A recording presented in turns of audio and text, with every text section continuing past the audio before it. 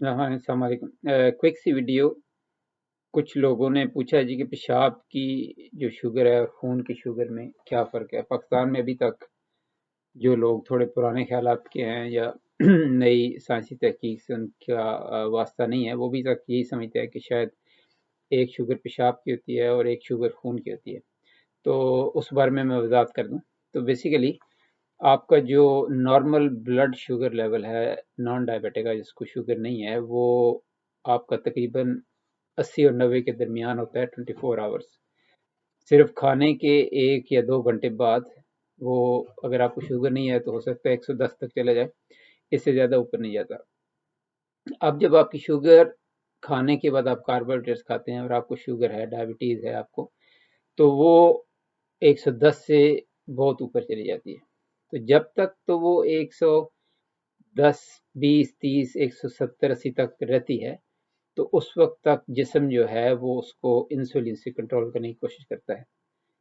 अगर आपकी शुगर 180 से ज़्यादा चली जाती है ब्लड में, तो उस वक्त आपके जिस्म का जो दिफाई निज़ाम है वो मैकेनिज्म एक्टिव हो जाता है। तो उस वक्त आपका जिस्म जो है, आपका दिमाग आपके जिस्म को कहता है जी कि अब ये शुगर इतनी ज़्यादा हो गई है, डबल हो गई है आपकी, 85 से या 80 से आपकी 170-80 तक हो गई है। तो जिस्म समझता है कि शुगर आपकी अब डबल हो चुकी है ब्लड में। अब अगर ये इतनी शुगर आपकी ब्लड में रहेगी तो इंसुलिन को कवर करते करते इसको टाइम लगेगा, तो ये आपकी कॉम्प्लिकेशन पैदा करेगी, क्योंकि वो शुगर फिर आपके नर्व्स से चिमट जाती है, जैसे कि मैंने आपको एक पिछली वीडियो में बताया था, जिसको ग्लाइकेशन कहते हैं। तो वो शुगर नर्व्स को डैमेज करती है, तो उसमें फिर आपकी आंखों का मसला हो सकता है, किडनी का मसला हो सकता है, आपके पाँव का मसला होता है।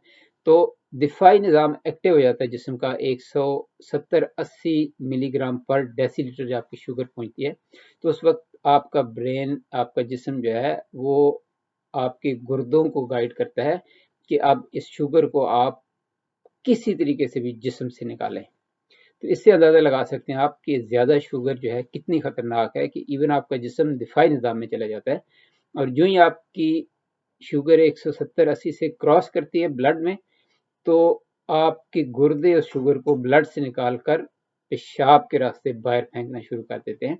तो उस वक्त अगर आप पेशाब चेक करेंगे तो उस पेशाब में आपको शुगर नज़र आएगी।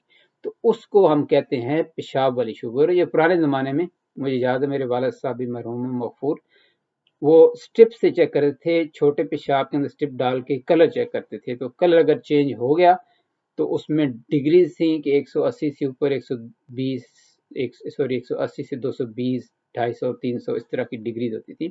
तो अगर रंग चेंज नहीं हुआ तो इसका मतलब है कि आपकी शुगर ब्लड में 180 से नीचे है। रंग चेंज हो जाता था तो उसका मतलब है कि कितनी ज़्यादा शुगर है आपकी।